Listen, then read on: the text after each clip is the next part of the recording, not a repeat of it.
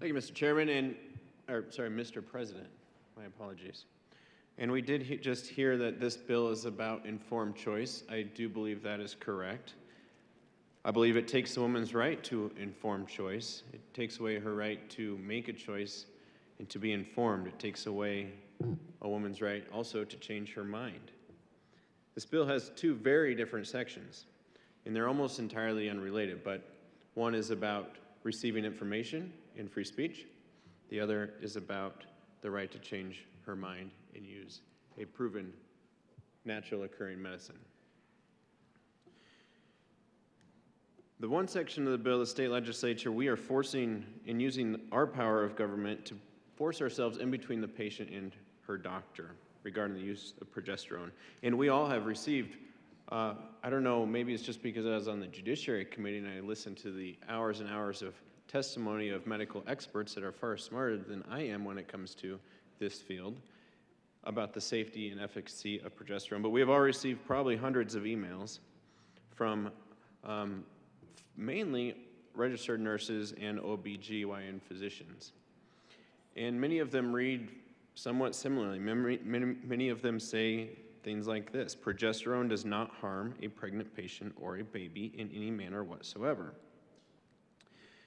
If Colorado truly believes that reproductive rights are to be left to the choices of a patient and her physician, then you must vote against this bill that prohibits a physician from prescribing a safe medication to a woman who is trying to control what happens with the pregnancy she is carrying. Progesterone, this is another one, is a safe, proven medication. Taking progesterone after taking the first abortion pill is a decision made by a woman. It is her choice and her decision.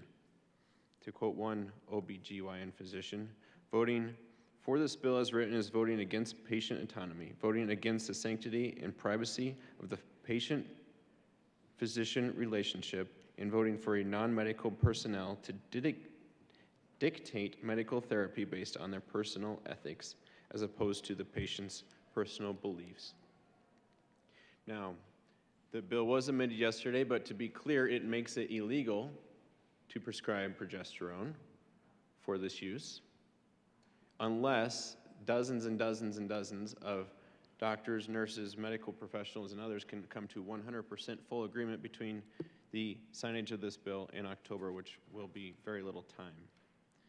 Now, going back to the second part of the bill, the very first line of the bill, actually, Section 1, subsection A, says, in Colorado, a pregnant individual has a fundamental right to terminate a pregnancy by abortion.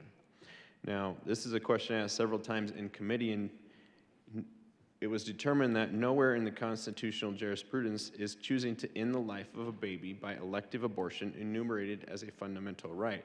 But members, let's talk about some fundamental rights. All human beings have basic natural rights. And the most fundamental of these rights, I believe, is the right to life. I further argue that the right to life belongs to all humans, regardless of their age, dependency, or their ability. Members, let us not confuse human value with human function. By assuming babies are not human, or by assuming that babies are, yes, they are humans, but to say, no, they are not persons fully endowed with rights. None of us in this room here today have the same IQ. None of us are the same size, we're not the same age, or at the same level of development. I'm sure I can do a few more push-ups than a few other members, and a few other members have a higher IQ than I do.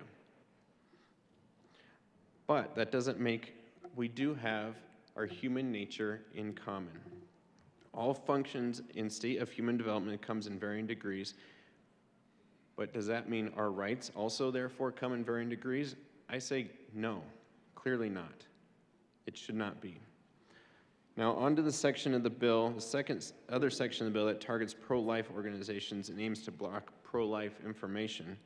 The speech this bill targets is speech that could awaken the moral intuitions of a mom. I believe that's why it's targeting this speech. It's speech that could save a life. It's speech that could let a mom know about adoption possibilities by a family desperately seeking a child, or to let a mom know that there can be help provided to her with things like diapers, formula, even There are organizations that help pay moms' rents, that pay their cell phone bills. This is information that could be helpful to them in a time of need. Members, it is easy to be pro-choice when the choice isn't legitimate and the thought of choosing life is blocked from the public arena. If a court ever wonders if this bill truly does single out pro-life organizations or pro-life speech, just check the legislative declaration, both as amended as it is today and how it was introduced. It is blatant discrimination against speech and pregnancy resource centers. Now, I've read from a combination of nurses and OBGYNs about progesterone, and I've read clearly my thoughts on the right to life. But let me read one more thing from a constituent who is submitting testimony in strong opposition to this bill. She was faced with the decision after college when she was raped at gunpoint by a man. She was told, I'll skip that part, it's very personal. He was a very prominent person in a small community in which I lived, and a restraining order only made things worse for me. This is her speaking, of course. I became pregnant, and the only option I was given at the clinic was to abort my baby. They stated that an abortion would, quote, solve my problem, but the baby was not the problem. And it did not solve my problem as the baby was not the problem. It really added 10 problems, the abortion that is. The perpetrator was the problem, and we seldom prosecute them, but punish the woman and the baby by killing the baby. All my options were never presented to me, and I hear this many times as women who I know made that choice. They were not counseled to all their choices, but only one, to terminate. I found out about pregnancy care centers several years later, and I wish I at least had the choice to know and be educated on my options, which is what pregnancy care centers offer.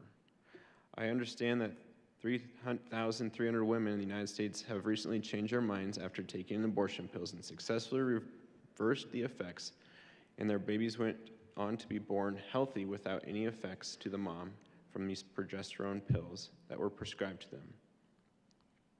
I oppose this bill that would take away women's right to choose and change her mind, the right to her alternatives, and to know and be educated about her options at any time through the support and helps of a pregnancy care center. Nothing these centers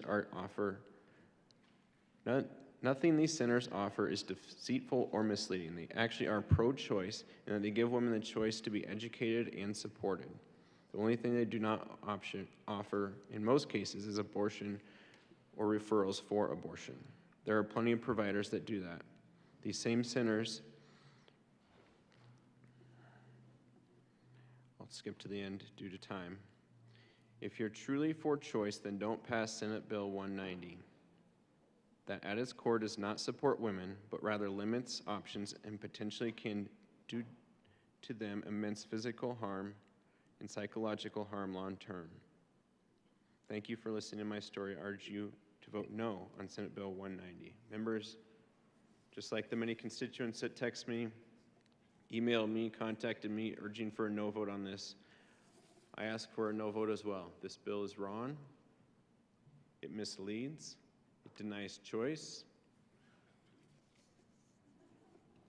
And supports, again, the culture of death. Please vote no.